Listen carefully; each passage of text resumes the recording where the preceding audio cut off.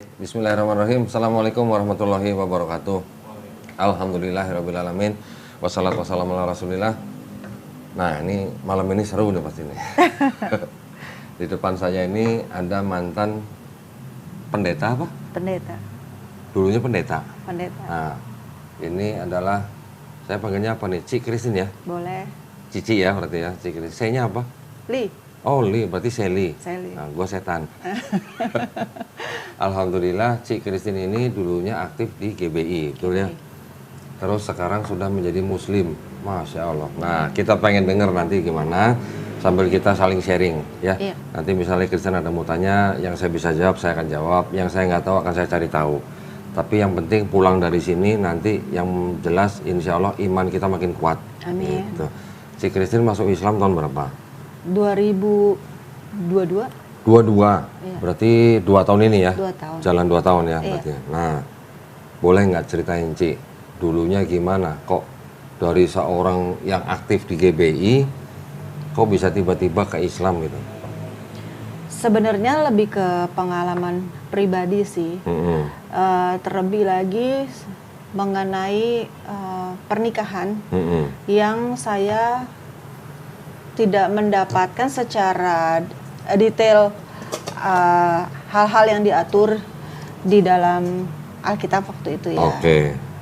Sampai satu saat saya diundang ke teman saya yang menikah secara Islam. Dan di situ dikatakan bahwa si pihak laki-laki punya kewajiban ini Oke. gitu.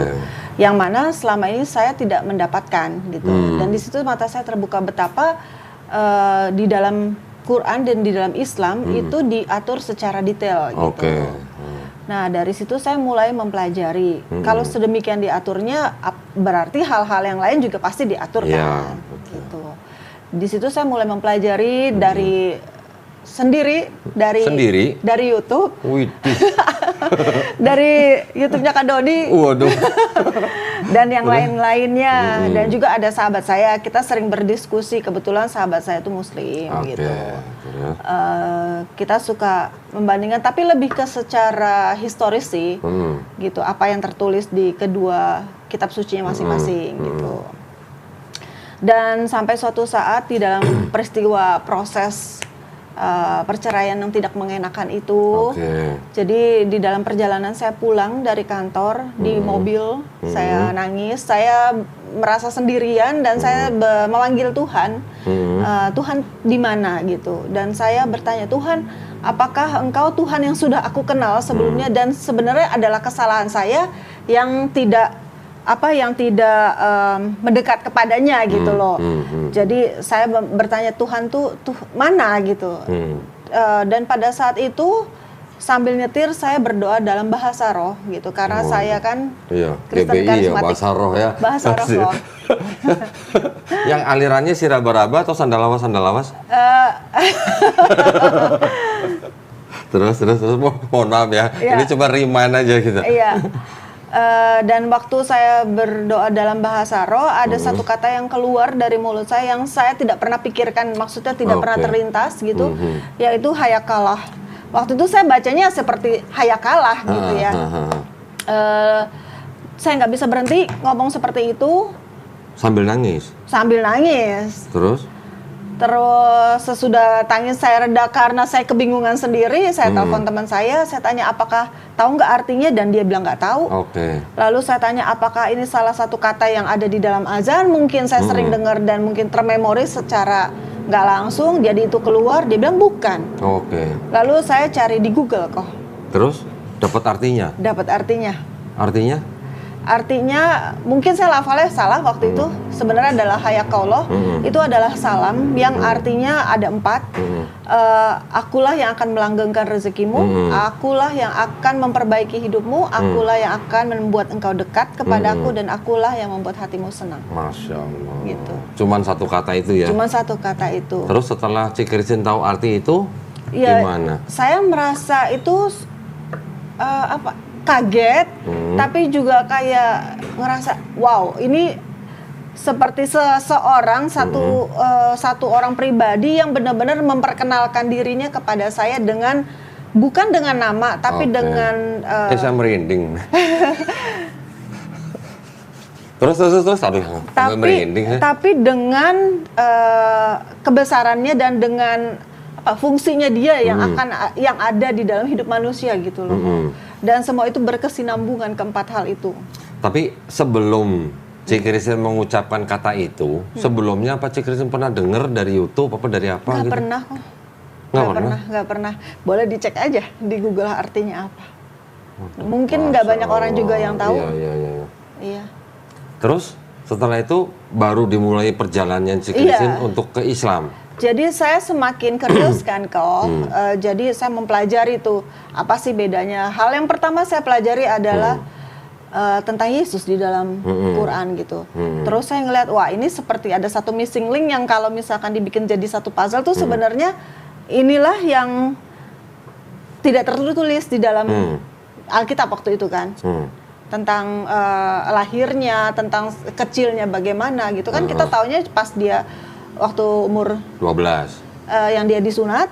Ya, umur 8 hari. 8 hari. Terus pulang kan ke Nazaret itu di Lukas. Iya. Habis itu kan setiap tahun mereka datang ke Yerusalem. Umur 12 tahun diceritakan malah dia sedang didengarkan oleh orang-orang di dalam bait suci. Setelah itu nggak ada cerita. Nggak ada kan. Sampai dia kemudian melayani gitu ya, umur 30 tahun. 30 tahun. Terus? Gitu. Jadi saya mulai belajar gitu. Dan juga banyak tokoh-tokoh saya lihat kok makin kesini makin banyak ya. Apanya? Justru tokoh-tokoh agamis yang dari nonis pada jadi mualaf kok. Oh gitu. Yes. Kalau saya kan bukan tokoh agama. Kayak kalau saya kan cuma jemaat yang rajin berperpuluhan doang. Bunda Irena contohnya. Oh, Ustazah gitu. Irena, ya gitu kan. betul. Terus? Terus Ko Stephen yang almarhum gitu. Kohani. Iya. Kohani Kristianto. Terus saya bingung. Oh, ada apa ini gitu? Maksudnya gerakan apa ini? Justru orang-orang bukan yang tidak tahu loh kok. Maksudnya bukan secara ya boleh dikatakan mereka berilmu lah ya, gitu. Dan mereka mendalami gitu. Dari situ malah Cik Christine penasaran dong. Iya. Ini kenapa banyak orang masuk Islam gitu? Iya. Terus sampai ke Islamnya prosesnya gimana? Sampai ke Islamnya karena saya cari tahu, saya suka dengerin Zakir Naik. Zakir Naik, Masya Allah. Dokter Zakir Naik ya? Dokter Zakir Naik, ya. Terus juga. Sama juga berarti sama saya nih. Korban Dokter Zakir Naik.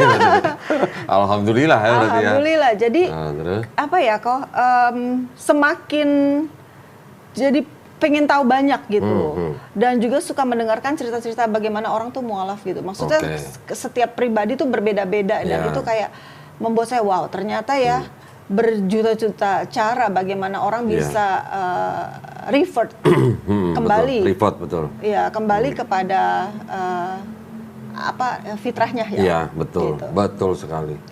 Kembali ke fitrah, nggak pindah agama. Iya. Jadi kita sebenarnya itu bukan pindah agama, kita kembali ke fitrah manusia. Fitrah manusia adalah muslim.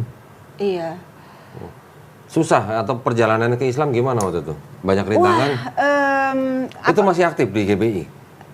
Ini off the record. Enggak apa-apa, ini kan direkam. Nanti kalau ada yang mau dibuang, tinggal kasih tahu. Jadi gini kok, saya kan juga khotbah. Oke. Ya kan saya khotbah. Nah, saya udah menyebutkan syahadat di Masjid Ramli. Tapi saya udah menyanggupi dari yang waktu kapan-kapan gitu, bahwa saya harus mengisi salah satu retret youth. Oke. Nah, udah dibikin spanduknya lah. Jadi fotonya udah terpampang. Sudah terpampang bahwa saya akan berkhotbah di tanggal sekian sampai tanggal sekian, spanduk gede gitu loh kok. Terus itu udah syahadat duluan. Sudah syahadat. Nah, terus kan biasa dikasih tema kan gitu. Pokoknya temanya terserah Cik Christine deh gitu lah. Terus waktu itu saya sedang mendalami tentang DNA kok. Bahwa di dalam DNA itu ada track record YHWH kan gitu. Bahwa ada signaturenya Tuhan lah di dalam kita dan segala macam gitu loh. Aku udah siapin presentasinya. Kan nggak mungkin ya kok aku ngebatalin tiba-tiba gitu. Jadi pada saat itu ya sudah aku khotbah kok. Tetap. Terus. Tapi Ya gitu deh. Jadi waktu khotbah, imannya sebenarnya udah nggak mengimani Yesus sebagai Tuhan sebenarnya. Iya, jadi saya di dalam khotbahnya itu saya malah membahas tentang human design by God Oke, gitu. Jadi sebenarnya bukan bicara tentang Jesus-nya, saya bicara tentang the creator gitu. Nggak apa-apa lah itu mah, nggak apa-apa lah. Nggak menyalahi iman lah gitu ya. Iya, cuma ya tetap ya pas lagi pujian penyembahan, biar gimana pun kayak ada kontradiksi kan di dalam hati ya. Oh, it's not right gitu. Tapi setelah itu, belajar Bible, Iya, baca semua. kalau tanpa sekolah itu pun sebenarnya kan memang harus Baca. dari Kejadian sampai Wahyu gitu. Sudah khatam berarti? Sudah. Berapa kali khatam? Nggak banyak sih Kalau kok. banyak cuma 10 kali gitu. Malah saya lebih sering kayak kok gini loh, suka punya berbagai version. Oh ya? Kalau misalkan harus khotbah gitu kan pasti selain berdoa waktu itu kan mesti cari tahu bahasa konteks di dalam Bahasa aslinya? bahasa Aramnya apa, Waduh. Ibraninya apa, terus kebudayanya waktu itu bagaimana, terus Widih. dari Amplified Bible itu yang Ya, paling Amplified. komplit kan, ida kata ini artinya apa gitu, seru nih. Punya ini nggak? Apa nih? Ini yang coba boleh lihat kak? Kalau punya ini berarti bener pendeta nih kalau punya ini. Enggak kok. Oh enggak. Enggak kok. Berarti belum full ya. Belum full. Tapi itu Apa? yang ada kata Yahudinya, Oh, kata Ibraninya. ini. Ibrani. Tanah. Sampai yang paling terkini namanya The Passion Translation. Apa yang ini? Gede kok, belinya di Israel sih kok. Oh, Israel. Wih, keren. Belinya di Israel. Salah gua berarti. Ini mah yang asli nih kok. Maksudnya kalau yang aku punya tuh ada beberapa kata yang memang bahasa Ibraninya. Tapi selebihnya ada Inggrisnya gitu. Oh, oke. Tapi pasti nggak pernah ngeliat ini. Apa nih? Katolik. Oh, ada Deuterokanonikanya. Ya. Tapi selain Deuterokanonika juga ada catatan kakinya. Wow, di belakang? Ini catatan, ini ayat nih. Oh, oke. Ini catatan kaki. Oh, Nah, catatan kaki itu yang penting. Berarti punya ini, Christine? Tanah? enggak. Oh, nggak Bukan punya. itu udah kayaknya lebih dalaman Kodoni deh. Enggak, ini Lebih mah banyak kan ini ya? mah cuma buat takut-takutin doang. Itu kok yang ada. Yang apa? Oke, ada terjemahan Alkitab baru lagi, tapi mungkin di zaman-zaman beberapa tahun lah, namanya The Passion Translation. Jadi Alkitab itu bukannya dibandel begini kok, jadi per buku. Oh, Dan itu dengan gaya penulisan poetik oke. gitu. Bukan yang kayak gini ya? Ini kok ada buffer di sini sih? Bukan yang begini? Bukan yang begini? Bukan? Wow, ini keren banget nih. Bukan kok. Bukan, yang ada bahasa Ibraninya? Enggak, dia belum ada bahasa Indonesianya, cuman Inggris. Oh, bahasa aja. Ibrani semua? Inggris. Oh, Inggris? Iya. Wow, Oh, berarti bukan tafsir ya? ini seru banget nih. Aku pernah baca buku ini nih. Nah, ini juga cukup Keren. menarik ya. Keren nih. Jadi kalau misalnya kita tahu di dalam Bible ada kitab Kejadian, ini ada yang disebut sebagai kitab Kejadian kecil gitu. Jadi ada beberapa kisah di dalam kitab Kejadian yang tidak adanya di sini. Oh ya? Iya. Pernah dengar Abraham ke Arab? Enggak. Nah, ada di sini. Di kitabnya orang Kristen nggak ada Abraham ke Arab, di sini ada. Ada penjelasan tentang Bereshit? Oh enggak, dia enggak, bukannya concordance, dia bukan menjelaskan tiap kata, enggak. Oh. Tapi kisahnya sudah diterjemahkan, tapi beda dengan yang ada di sini. Tambahan lah. Makanya kalau di sini kejadian, di situ sebutnya kejadian kecil gitu. Jadi ada beberapa kisah di dalam beberapa kitab di sini yang tidak masuk dalam sini. Itu sendiri kan memang tidak di kanon, enggak masuk sini gitu. Oh itu?